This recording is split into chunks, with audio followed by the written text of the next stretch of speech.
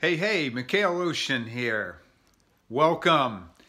Glad you could come. This is my Heart of a Child version. Many people have talked about the heart of the child. I read about it all the time. I read about it in success literature. I read about it. People just talking about where did the fun of life, the fun of creation, where did those things go? And my answer to that is how much are you cultivating that within yourself? That's a really good question. Sort of on the move today because it's been rainy. It's a little bit cold outside, so I'm kind of just going to walk around here in our front room and talk to you about this. I'll share an experience actually of something that I've done, and there are many things that you can do, but really what people are doing is they need to get out of their mechanized life.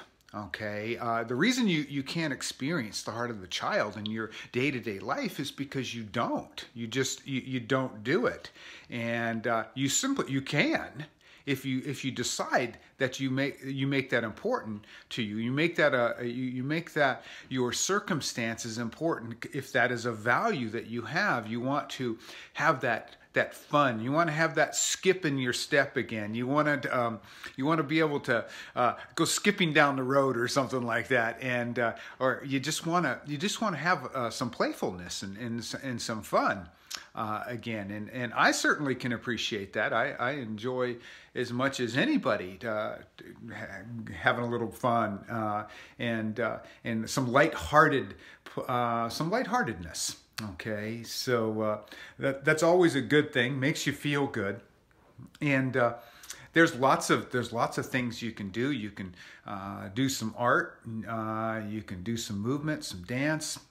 Certainly movement of any kind is going to be very, very helpful because it gets the blood going. It kind of gets motion happening because you're really designed to be in motion. Your whole cellular mass is truly in motion, even though it doesn't look like it. You don't perceive it that way, but everything is vibrating, okay, at a frequency in your body. And because it is that's why movement is so important. That's why sitting behind a computer all day long can be very devastating to your physical body. Okay, so you want to be able to move. If you look at a child, just observe a child for a little while. How much do they sit still? How unnatural is it for them to sit still? That's a pretty good question and a pretty decent observation for yourself. So I would recommend that you incorporate a little movement into your everyday life, because that's an important outcome, okay, or an important enhancer, okay, to produce a particular outcome, okay, of change and movement and just the breath of life. And another thing that I've done recently, and this was actually a suggestion of my wife and my daughter, because we do meditation and stuff like that in the mornings. That's how we start our day around here in our business and in our family. And one of the things that we do, they brought to my attention is these. Have you probably seen some of these coloring books? Okay, they have adult coloring books, and obviously you're familiar with coloring books for children.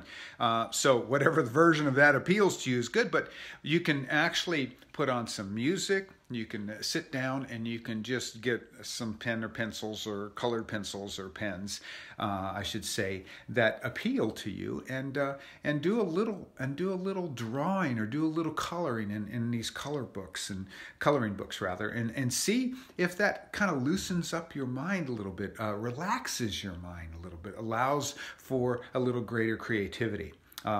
It's certainly an experiment worth trying.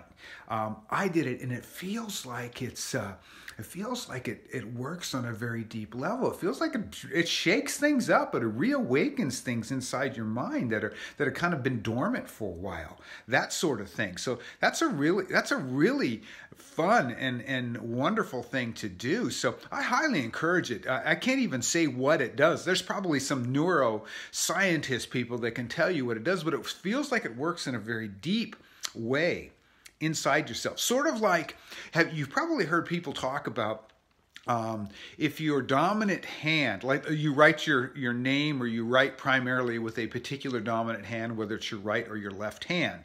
You've probably heard people say that try writing your name, for example, with your other non-dominant hand. Okay, and it's going to feel really weird and awful for a while, but try to do that literally, or try to do it every day. Try to do it several times a day. You'll be surprised how much faster you'll get better at it.